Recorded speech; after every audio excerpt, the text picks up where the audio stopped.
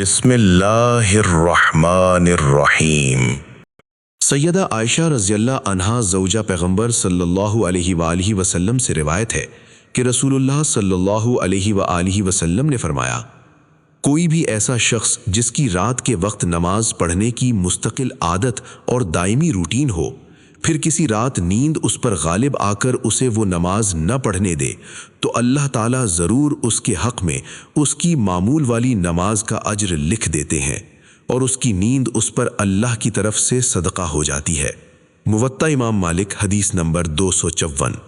حضرت عائشہ رضی اللہ عنہا زوجہ پیغمبر صلی اللہ علیہ وآلہ وسلم کہتی ہیں کہ میں رسول اللہ صلی اللہ علیہ وآلہ وسلم کے سامنے سو رہی ہوتی اور میرے پاؤں آپ صلی اللہ علیہ وآلہ وسلم کے قبلے کی سمت سجدے والی جگہ میں ہوتے تھے، چنانچہ جب آپ صلی اللہ علیہ وآلہ وسلم سجدہ کرنے لگتے تو مجھے ہاتھ سے چھوتے، سو میں اپنے پاؤں سمیٹ لیتی، پھر جب آپ صلی اللہ علیہ وآلہ وسلم کھڑے ہو جاتے تو میں انہیں پھیلا دیتی، اور ان دنوں گھروں میں چراغ نہیں ہوا کرتے تھے۔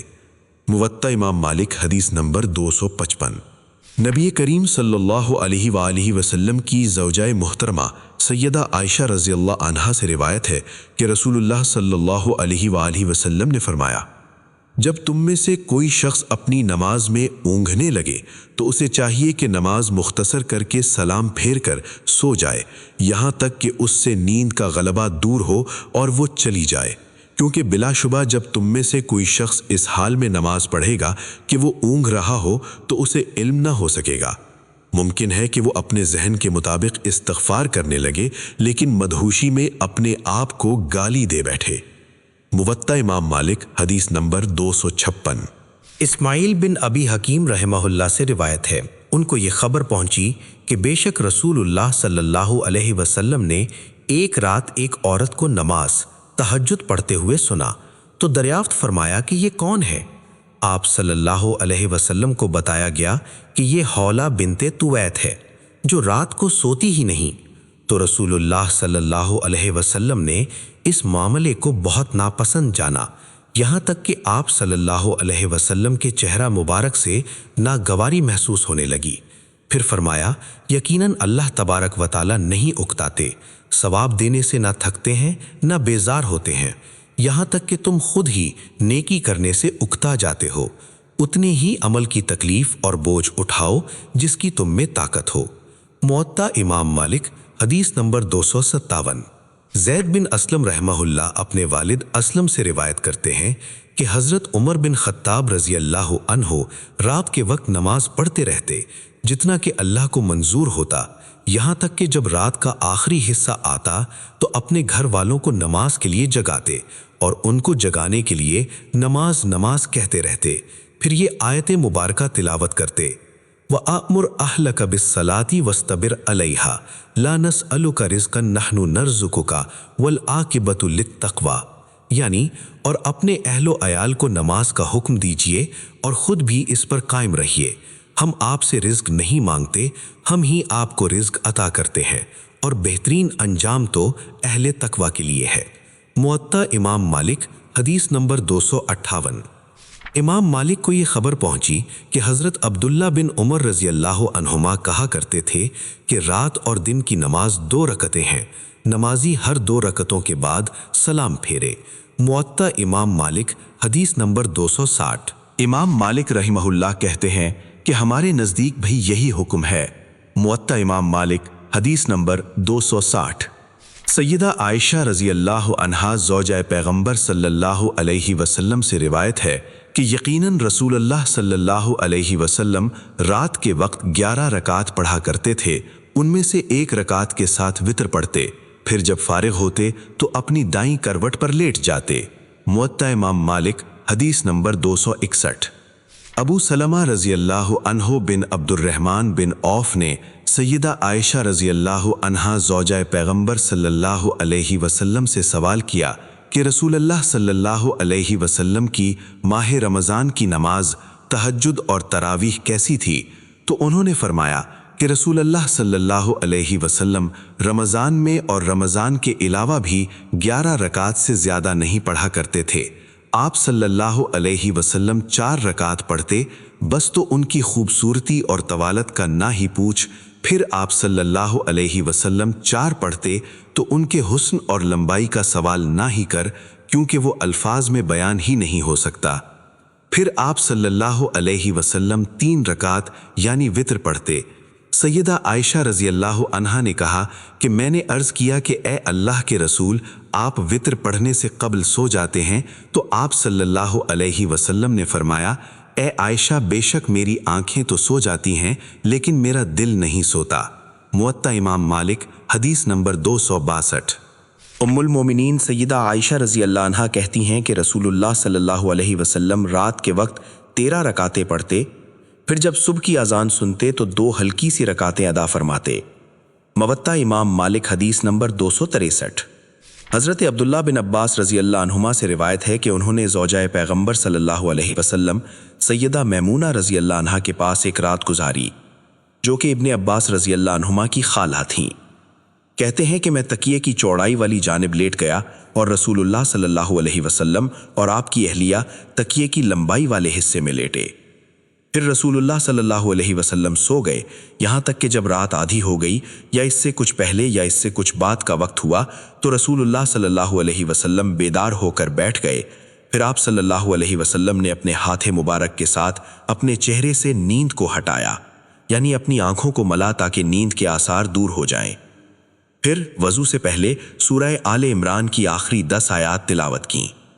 پھر آپ صلی اللہ علیہ وسلم چمڑے کی ایک پرانی لٹکتی ہوئی مشک کی طرف اٹھے، پھر اس سے پانی لے کر وضو کیا اور بہترین وضو کیا، پھر کھڑے ہو کر نماز پڑھنے لگے۔ حضرت عبداللہ بن عباس رضی اللہ عنہما کہتے ہیں کہ پھر میں بھی اٹھا اور اسی طرح کیا جس طرح آپ صلی اللہ علیہ وسلم نے کیا تھا۔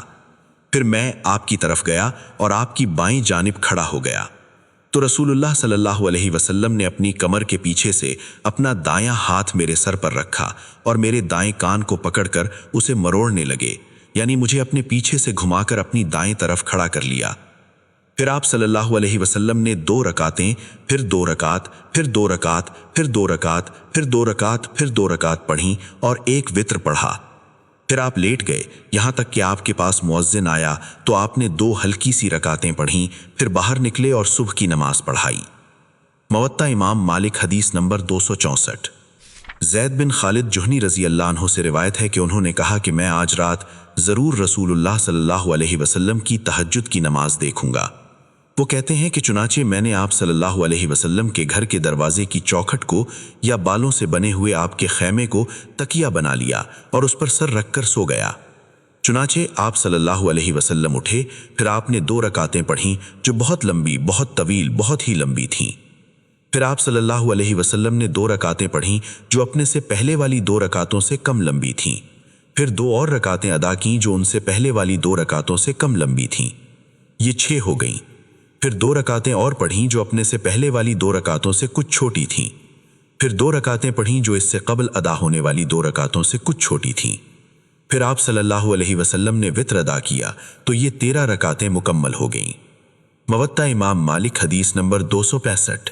حضرت عبداللہ بن عمر رضی اللہ عنہما سے روایت ہے کہ ایک شخص نے رسول اللہ صلی اللہ علیہ وسلم سے رات کی نماز کے متعلق سوال کیا تو رسول اللہ نے فرمایا، رات کی نماز 2 رکعتیں ہیں، پھر جب تم میں سے کوئی صبح کے طلوع ہو جانے سے ڈرے تو 1 رکعت پڑھ لے، وہ 1 رکعت اس پوری نماز کو طاق بنا دے گی جو وہ پڑھ چکا تھا۔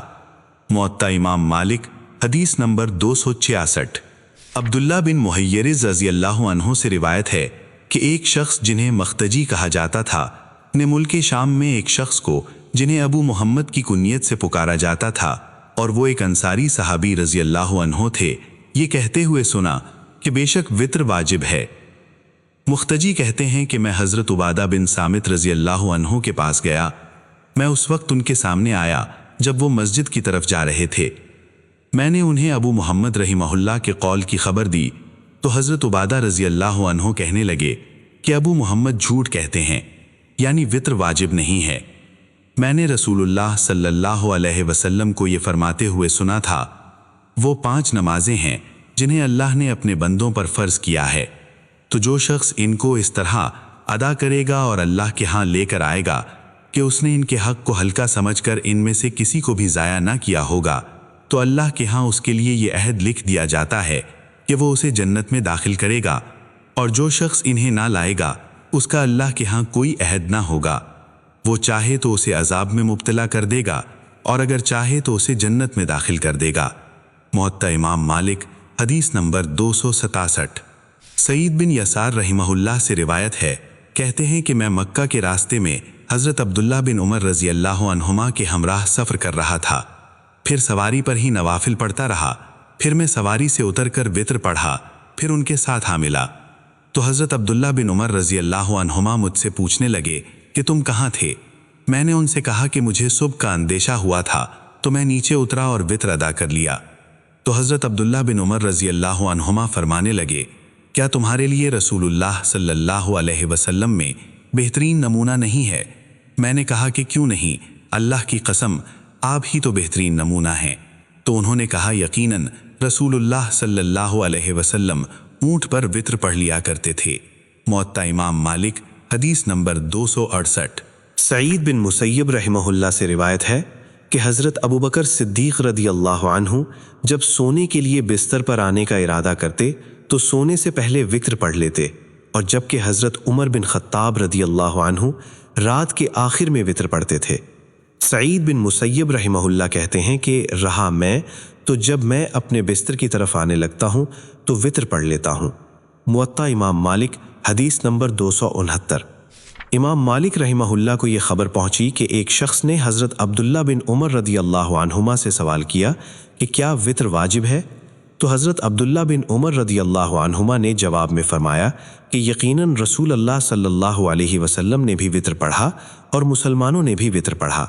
وہ آدمی بار بار ان پر یہی سوال دہرانے لگا تو حضرت عبداللہ بن عمر رضی اللہ عنہما بھی اس کے جواب میں یہی کہتے رہے کہ یقیناً رسول اللہ صلی اللہ علیہ وسلم نے بھی وتر پڑھا اور مسلمانوں نے بھی وتر پڑھا۔ موطا امام مالک، حدیث نمبر 270۔ نافع رحمہ اللہ سے روایت ہے، کہتے ہیں کہ میں مکہ میں حضرت عبداللہ بن عمر رضی اللہ عنہما کے ساتھ تھا اور آسمان ابر آلود تھا۔ حضرت عبداللہ بن عمر رضی اللہ عنہما جو کہ تہجد پڑھ رہے تھے، ان کو صبح طلوع ہونے کا خدشہ محسوس ہوا تو انہوں نے ایک رکعت کے ساتھ وتر پڑھ لیا۔ پھر بادل چھٹ گیا، آسمان کھل گیا تو انہوں نے دیکھا کہ ابھی تو ان پر رات باقی ہے، چنانچہ انہوں نے ایک رکعت پڑھ کر اپنے وتر کو جفت یعنی 2 رکعت نفل بنا لیا۔ پھر اس کے بعد 2 رکعتیں پڑھتے رہے، پھر جب دوبارہ صبح کا خطرہ محسوس کیا تو ایک رکعت کے ساتھ وتر پڑھ لیا۔ موطا امام مالک، حدیث نمبر 272۔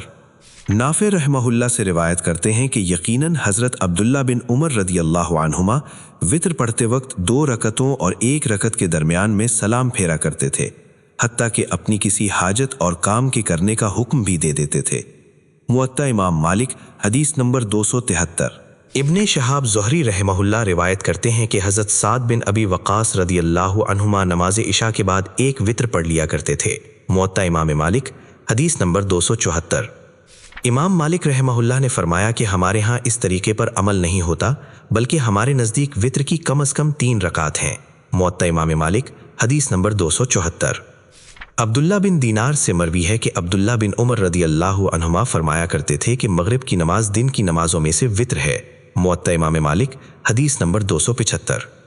امام مالک رحمہ اللہ نے فرمایا کہ جو شخص رات کے آغاز میں وتر پڑھ کر سو جائے، پھر رات کے آخری حصے میں آنکھ کھل جائے اور وہ اٹھ جائے اور اس کا نماز پڑھنے کو دل کرے تو اسے چاہیے کہ 2 رکعتیں نماز پڑھتا رہے، یعنی نہ ان سے پہلے وتر کو توڑنے کے لیے کوئی رکعت پڑھے اور نہ ہی آخر میں نیا وتر پڑھے۔